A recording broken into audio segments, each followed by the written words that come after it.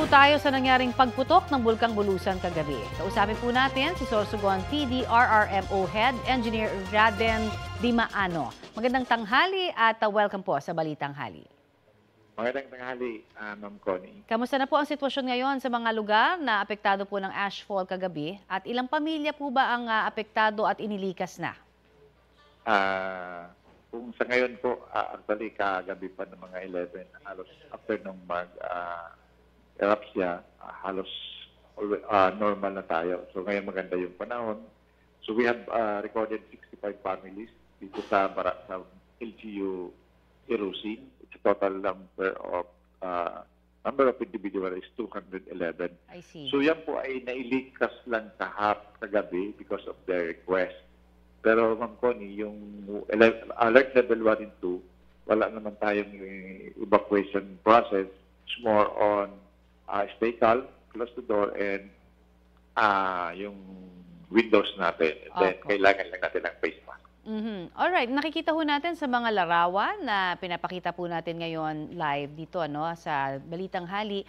Yung pong medyo makapal na rin po itong ashfall dyan.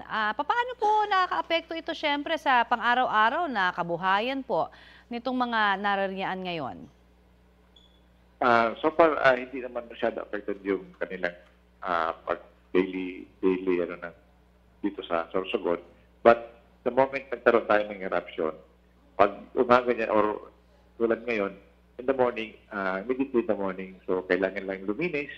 After ng mga halos back to normal naman yung tao natin dito. So, nagkakaroon lang tayo ng mga because of their safety, yung may mga dito may mga sakit or ito na respiratory ailment or sickness, and then yung mga elderly, medyo may kamakatapang.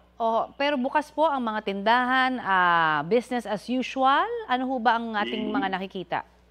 Yes po. Actually, after konting linis, bukas sila, back to normal.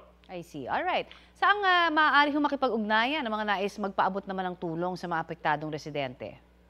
Tumawag lang po sa ating mga municipal welfare, yung MSWDO o dito sa probinsya para kung may gusto silang tumulong. So far, provincial government also naka-ready naman kung ano pa yung mga kailangan natin ng residente.